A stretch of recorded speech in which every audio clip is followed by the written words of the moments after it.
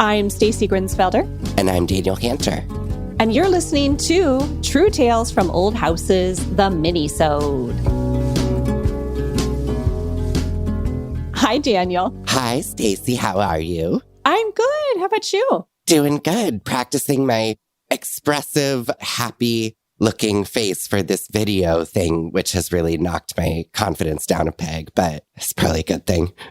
It's been kind of funny. I want to talk about that, but before we do, I want to say a very special thank you to our sponsors, Sutherland Wells and Noonan Heritage Craftworks. Thank you so much. Thanks, guys. Yeah, let's talk about that video for just a second. It's been a bit of a rude awakening, hasn't it? You know, in past episodes, I mentioned the blue sweater. What did you notice about yourself?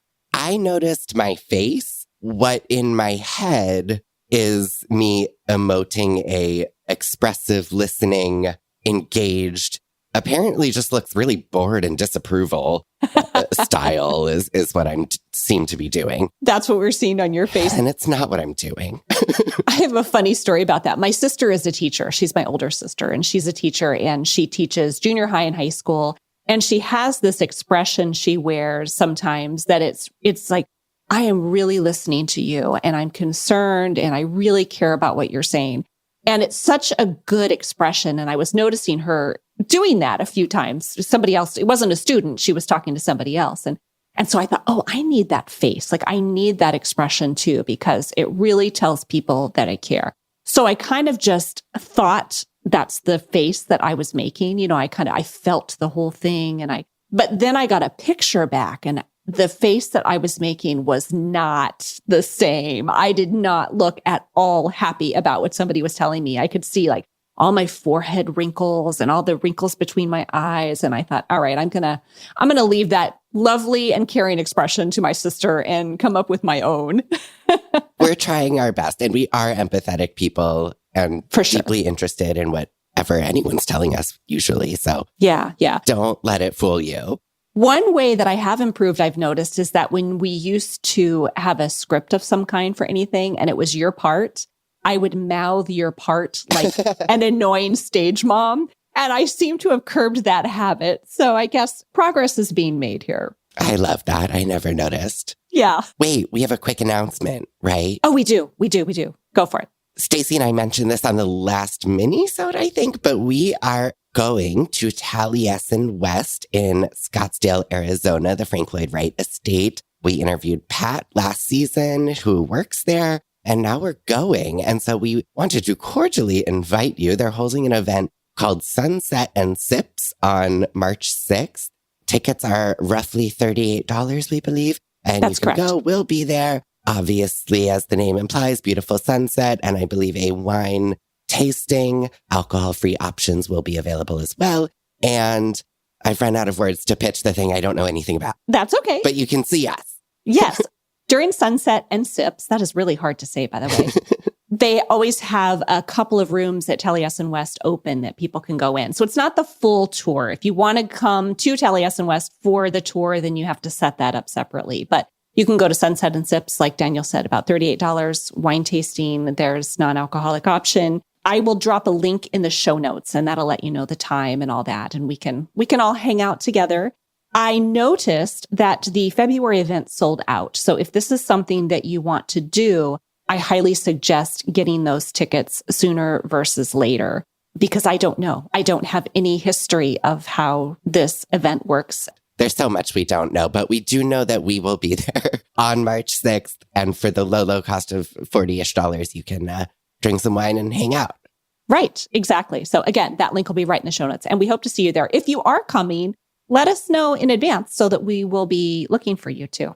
Yes. So it's going to be you and me and Pat, as far as I know, and anybody else that we meet on the property those 2 days that we're going to be there. Exactly. It's going to be a blast. Yeah. And if you can't be there, then we will be airing those podcast episodes in March. So something to look forward to. I guess it'll be March and April. Those episodes will come out March and April, now that I think about it, the way we record. So anyway, we'll spread it out. Lots to like listen. I have any idea. Sounds good. Yeah, I kind of leave you out in the loop. You'll hear them right? when you hear them. Yes, including you, Daniel. It's for the best. I have something that I want to talk about today. Okay. I know that's kind of rare. Sometimes I come on and I'm like, well, what Is it deeply personal?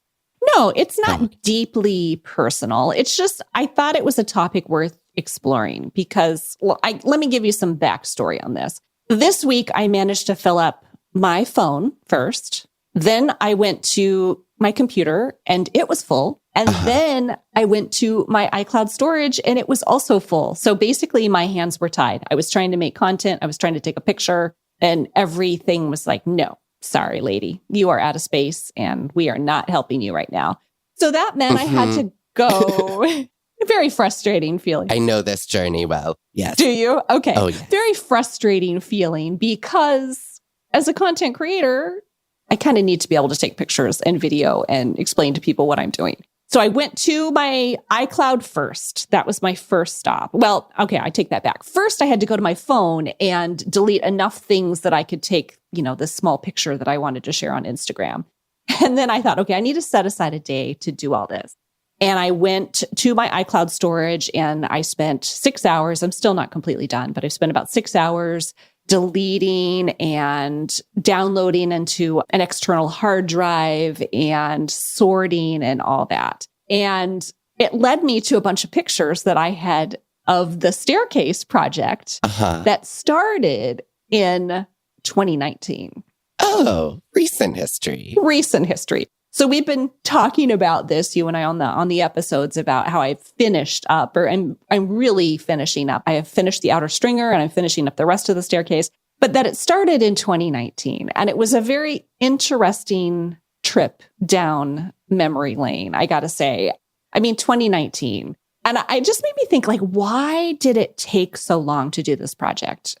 I know you have projects that take years and years and years. And I thought maybe we could talk about what holds us back. And I kind of jotted down a little list. And I think maybe, for everyone who's listening, maybe you will see yourself in this conversation, or maybe it will help you figure out how to get past those things that hold you back. I don't know. I don't know what we're going to take away from this, but I thought we could have a conversation about it because it's a roller coaster of emotions between the time you start a project and the time it's finished. Yes. It's the best of times. It's the worst of times, as we have heard. And never worse than when someone asks, why isn't this done yet? Right. Agree. Because it's not. Yeah. Back off. Right. So the first pictures that I took, I was struggling with how to remove the paint. Paint stripping was a huge thing because I was working around wallpaper. I was working with all these intricate things. The balusters had lots of crevices and everything. And then the outer stringer has kind of a Greek key pattern on it with lots of little details. And it just felt like a nightmare. Mm-hmm. And it was. Don't get me wrong. It was a nightmare. So I think part of what held me back in the beginning was just trying to figure out the best method of doing that. And it's really slow. A few episodes ago, I think we talked about the dip and strip, how I considered dipping and stripping the balusters and determined that was a really bad idea. Mm-hmm. But I did end up using Peel Away One. That's the one that's, has the little wrap and it peels it all the way off. But then we had to wash those down. I remember Dale and I, my buddy Dale, we were scrubbing these balusters, practically dishwashing them, which felt so wrong. Yeah, it's just a horrible. And the wood is really soft at that point, so it gets kind of fibery. It's scary. I know. Feels like you've ruined it. Yeah. Right. And so I think, we were just scrubbing those things down with just mineral spirits and water. And I ended up using infrared and the Pro Scraper both on the flats. There were several flats parts of it. And then I remember just being sort of so exhausted about that and worried that I'd totally screwed it up that I just had to distance myself from the project and not do anything for a while. Yeah. I get it. I get it all. And then what happened? Well, so next I went to the outer stringer. It's funny to have this chronological proof of my procrastination and fear. Honestly, I think there was a lot of fear involved, but this outer stringer had all these details. And so I did that with infrared for the most part at the beginning. And that's when actually I think I had an article, referenced that article in Old House Journal. I don't know if you remember that, but during that time, it was later. But anyway, they came back and said, would you talk about paint removal? And I was like, oh yeah, sure. So that was during that time that there was a small article about the paint removal in Old House Journal. And then I did Peel Away 1 again because the infrared just wasn't working. It just was like part of it was working, but it wasn't very consistent. So there was lots of junk left. I think you found that on your front porch project, didn't you? Yeah, I did. I think that tool is very helpful for certain things, but has its challenges. Yeah, it does. Dry, crispy paint. It's not good on dry, crispy paint, which I try to tell everybody. Yeah, it's not good on that. So we worked on that with Peel Away, and then there was scrubbing down, and I was trying to salvage the wallpaper. There was like one little triangle piece of wallpaper that I just didn't want to get damaged because I have replacement wallpaper up in the attic, but it has discolored over time. So it would have been a completely different color. I didn't realize that. It just kind of, it's a white background, but it kind of turned a yellowy color since it's so old. Did you put that in or was it there? It was in, yeah. Oh, really? Oh, I love it. It's beautiful. Yeah, it was. It's a really nice wallpaper. I love it too. I think it was fairly new. So we've been in the house now for 11 years, 12 years. And I think it was fairly new, within probably 4 or 5 years is my guess. From the time that we bought the house. So now it would Great job, Dorothy. Yeah, she did a really good job with that one. Kudos to her. Really proud of that.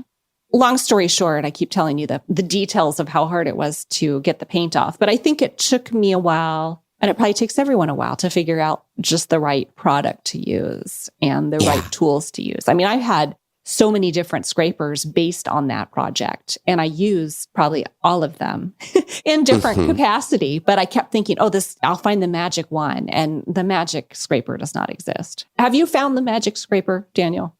No. I found scrapers I really like. But yeah, I mean, there's no one scraper that's going to do everything for you. I'm happy to recommend the one that I like. Should I? Yeah. What one do you like? My favorite scrapers are by Bahco, BAHCO. I believe they're a Swedish brand. I'm familiar with 3 different sizes. There's a kind of a wide flat one that's I think 2.5 inches maybe, a narrower flat one. And then there's one that you can get a few different scraper blades for. So one is a little triangle, one is a little kind of teardrop, and they work really well. I don't really know why, but whatever steel they're using, magic Swedish steel, lasts forever, stay sharp. They're great. And they work on a pull rather than a push. Yeah, I could not do a push scraper. A pull scraper is the best, I think.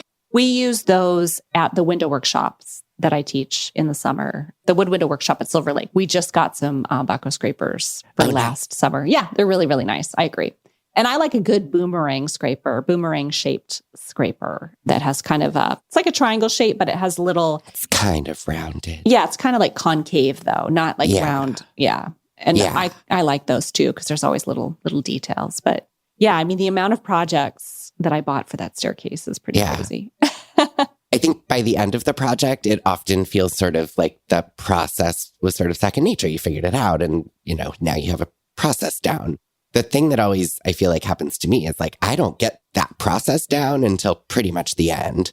And then I'm like, okay, so the next time I do this, which I never will, I'll know exactly how to approach it. And hopefully that's helpful for other people because I can save them some of the heartache of figuring it out. But yeah, I think that's an underappreciated reason things can just take a really long time is all of the trial and error of just getting your method down. Right. I certainly found that. And not harming something else, I guess, sometimes if there's something around it that can be damaged by what you're doing, and then for sure. Yeah.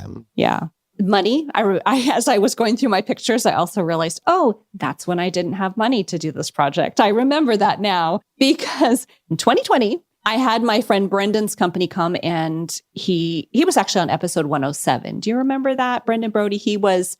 Oh, and you know what? You weren't at that interview. He came over to my house and actually did that interview. Oh, that's right. Yes. But I do remember it. It's when we were doing the Young Tradesperson series, and he is a floor refinisher. Yes. Lovely young man. Oh, he's wonderful. Yeah. So 2020, I paid him to come. I remember because it was sort of COVID times and we were avoiding each other. He had a mask and I had a mask and I had kind of the house. I'm you can come in. I don't care. Because we were friends. What are we going to do? And I had closed doors so he could work without being, we just did not know what to do then. Nobody did. Nobody knew what to do then. Doing our best. Yeah. So I paid him to do that. I sealed it in the Loba on top, which is a clear sealer, similar to Rubio Monocoat. And it did not hold up. It just started looking worse and worse and worse. It was not Brendan's fault. It wasn't. Mm-hmm. It just, that particular sealer did not work well on stair treads. And then, of course, I thought, I spent all that money to get that done. And now I don't want to spend any more money. And I just kept trying to think of how I was going to salvage it. And eventually, I just decided to have them redone again. But that was 4 years later, 2024. He came back, lovely man, and they fixed it up. It looks so nice. I'm really happy. We used a different kind of sealer altogether, stained the stairs because they really were paint grade. And I tried to put a clear sealer on them, which turned them sort of bright yellow. It was a disaster. So money, I had to wait 4 years really before I felt like I had the money to have that problem fixed. Yeah. So I think that's a common one. And the thing about money is like you spend most of it on stuff that you can't see. So like, right. I've been at various times in places in my house where I've basically run out of money and it looks horrible, but I've spent plenty because I've done electric, I've done plumbing, I've done framing, right. I've done window stores, whatever. So there's not a lot to show for it. But I mean, that's the pain of these projects is like a huge percentage is just invisible, essentially. Probably the most expensive project we had here at the house that was like that was the chimney, which is on the back of the house.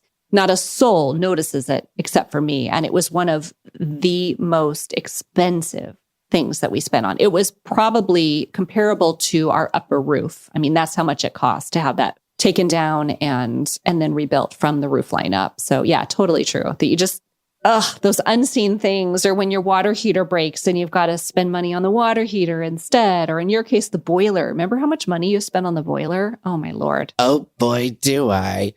And sore topic. We don't want to talk about that. Well, kind of, because I've been informed multiple times now that you're doing pretty good if you get like 12 years out of one of these boiler high efficiency tank legs.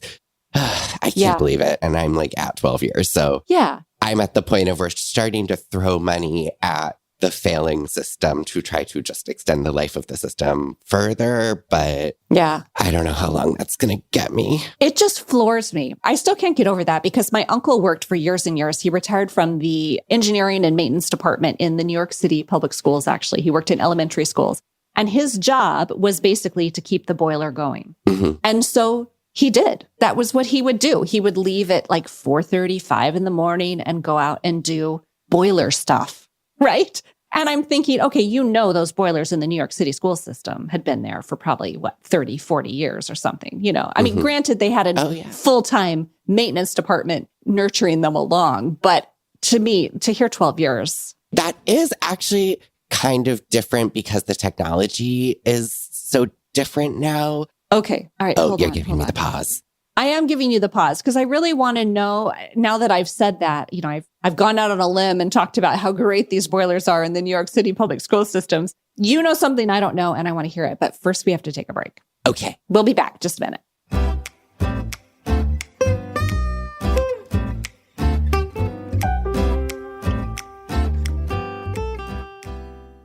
True Tales from Old Houses is supported by Sutherland Wells. All of Sutherland Wells products are handcrafted in Providence, Rhode Island, with the highest quality, sustainably grown tung oil.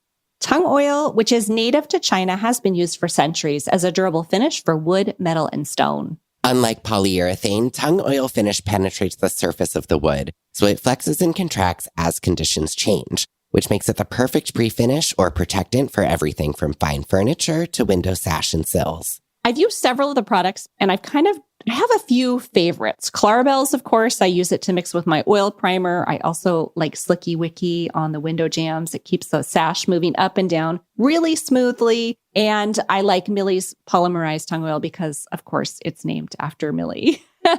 Do you have a favorite? I do. It's the exterior polymerized tung oil in medium sheen, which is what I used recently on my porch floor. And I love it. I think it's worth noting, too, that there are several sheen options in the Sutherland Wells products. And they also have an entire line. So for whatever you're working on, maybe it's siding, hardwood floors, furniture restoration, cutting boards, you name it. They have a product for you.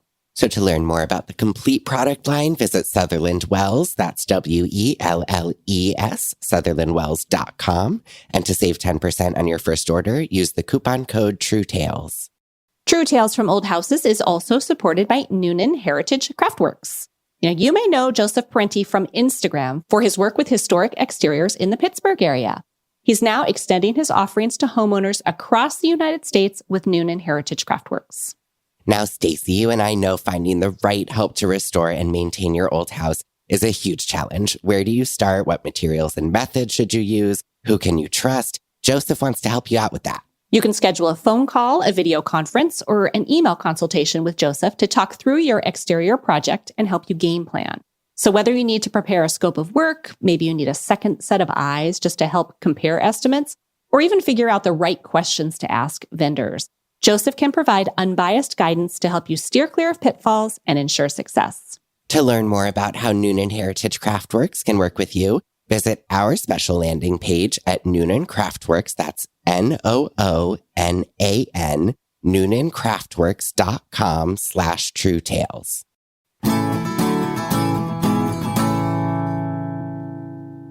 All right, we're back. We're back.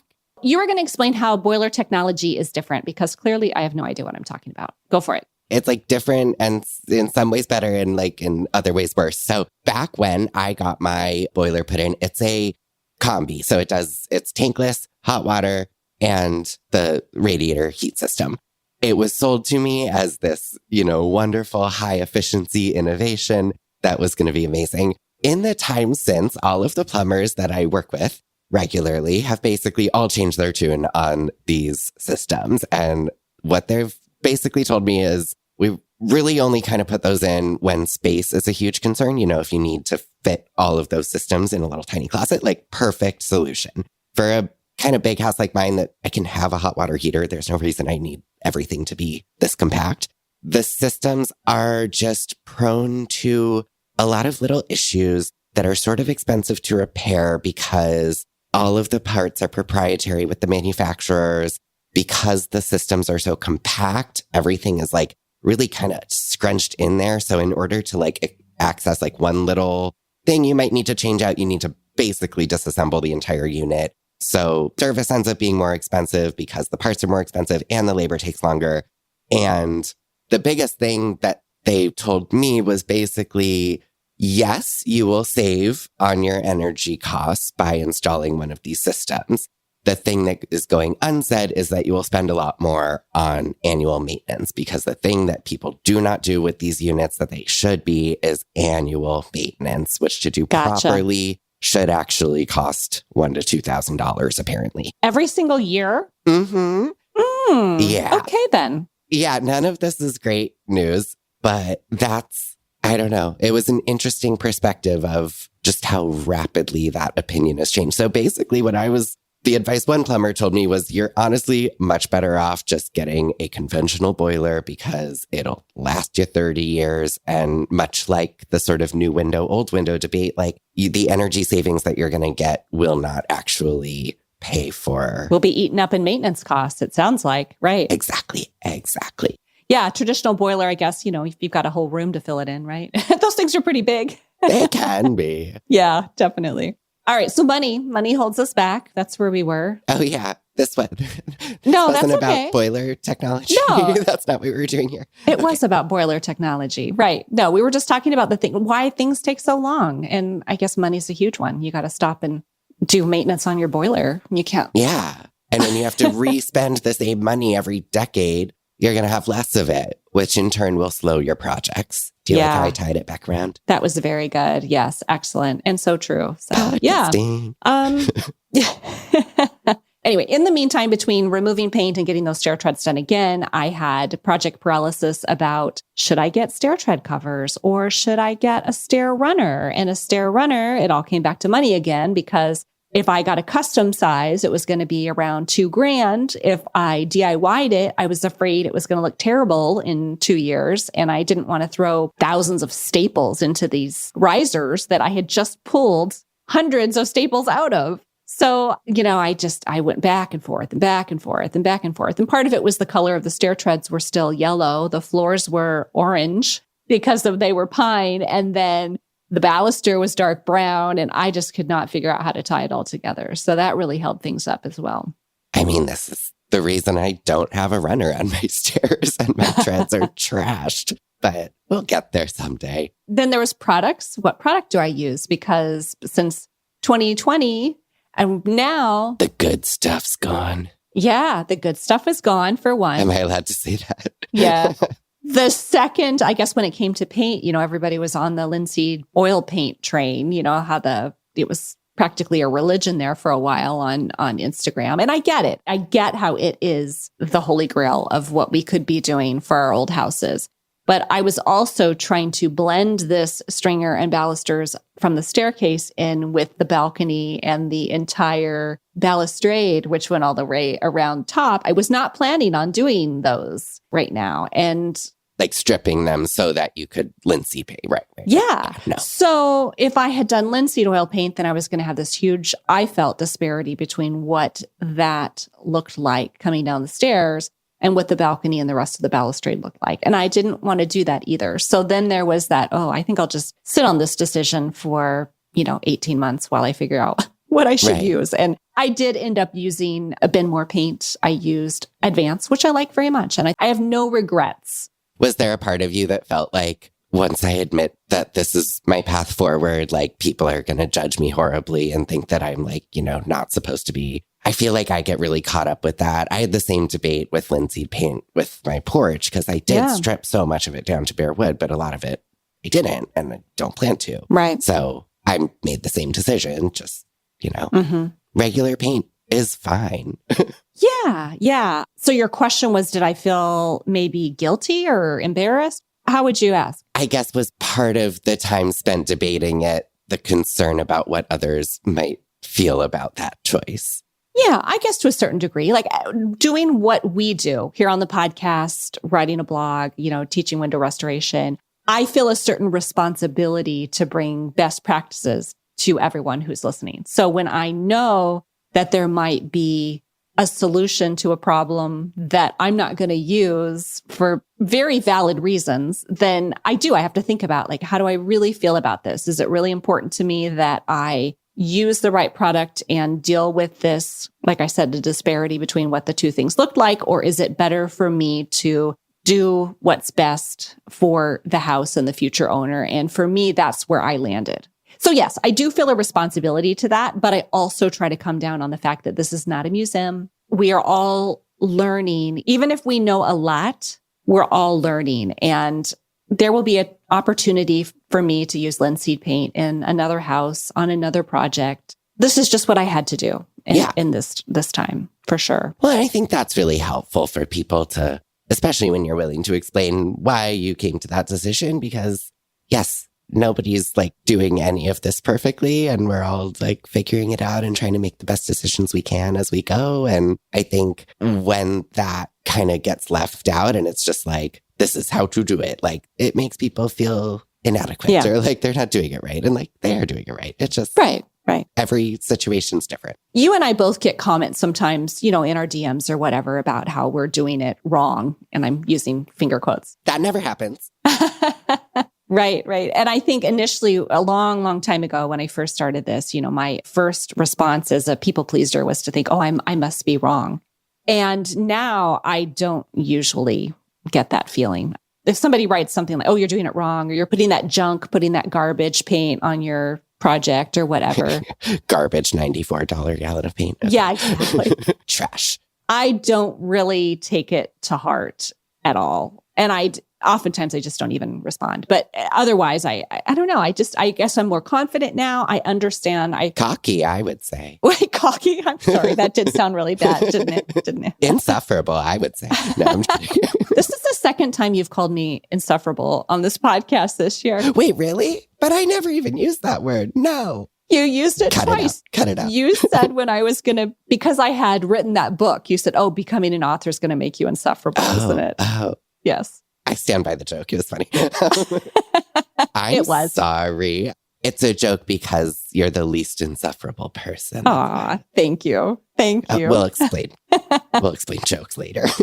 No, I don't take offense. I don't take offense from it at all. So I will say, although I have more confidence, I am a thinker. And I think a lot of people, you're a thinker as well. Like I'm not one of those people who's going to go, I'm using this product just because I'm going to do it. And it's my house and I pay the mortgage and I don't care what you think. That is not at all how I approach any of these decisions. I am a thinker, maybe to a certain extent, an overthinker.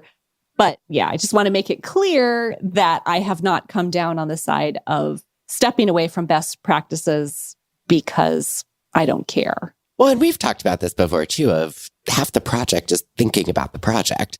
So often when something is stalled or there's nothing happening physically, that actually doesn't mean the project's not underway. It just maybe needs some consideration.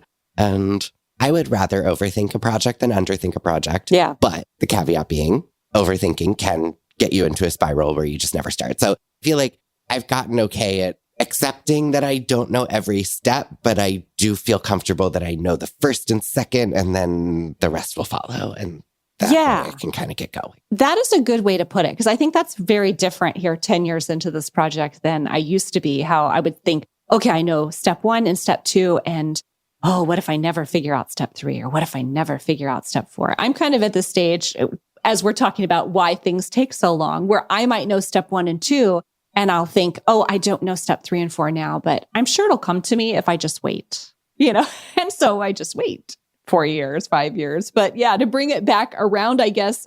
And we were talking about this at the beginning of the season. I gave myself 4 days to finish the staircase. And when it came right down to it, to finish the outer stringer after all this time, 5 years or so, it really came down to about 50 hours of actual work. I sort of logged the time and I thought, wow, okay. 50 hours is a far cry from 5 years. But you needed the 5 years to gear up for the 50 hours. Yes. You're good point. Fine. Thank you. I love that you're my enabler. Thank you so much. You're so welcome. Just an expert procrastinator. So I guess I would like to hear from listeners. I'm really interested in knowing, if you've had a project like this. Well, I know you've had a project like this because we are who we are, but what your project was that took years and years and why. So if anybody wants to let us know, I would love to hear so we could talk about it. It would certainly make us feel better, especially a project that really sounds like it ought to be simple, but somehow expands for all of time. You started your staircase in 2019, 2020, right? Who knows? I think it was 2020. 2020. So yeah. So we started at the same time and you were done in a blink and I was done now. Except I wasn't. Let's not pretend. Okay, I have no runner, which at the time that I quote unquote finished the stairs, it didn't need one because the treads looked gorgeous for about a week and then the dog nails and everything. So, okay, here's some missing things. One baluster, loose, doesn't really stay in its place. Can't manage to gather the motivation to fix it after almost 12 years. No runner. My banister should have some kind of little, probably metal support piece between like the underside of the handrail and the wall so that it stays stable. Because the whole thing, it's the newel post at the top and then it goes up and it curves and there's no other anchor point until it returns back to the other wall. So you need something there. It was probably removed when they messed with the stairs in the 70s. And again, just haven't dealt with it. So if you walk up my stairs, you can just shake that whole handle like crazy. What else is messed up with my stairs? Oh, only ever got one coat of paint on all the trim and the risers. And I used Peel Stop primer when I primed everything and I tinted it a little bit pink so that I could see what I had painted. Right. But now this means with one layer of white paint over that, if you look close, you can tell there's something pink underneath. A little bit of pink shining through. Yeah. So let's not get it twisted. My stairs, I did a lot. They'll never be perfect. So mine are better than yours, is what I'm hearing. Could probably, definitely, okay. Certainly. I'm comfortable with that. All right. Well, we are out of time. I don't know that we got anywhere today. I kind of felt like it was a long, winding conversation. Well, did you get your iCloud storage sorted out?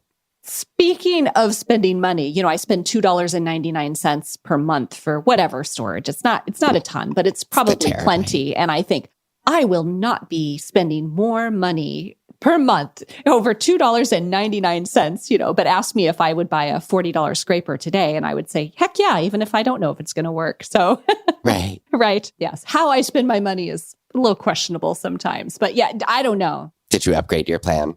No, I didn't. I refused. That's why I spent 6 hours downloading stuff. Yeah, I was definitely putting my foot down about spending any more money on my iCloud storage. I like your stubbornness. Yeah, sometimes it pays off. Sometimes it pays off. All right. Well, again, we would love to hear from everyone. And I'd like to hear about your projects that have gone awry for one reason or another, have taken a lot longer than planned because of insert reason here. So let us know. But that's all we've got for time for today. Well, we'll see you next week, I guess. Yeah. Thank you for listening to True Tales from Old Houses. Until next time. See you Monday.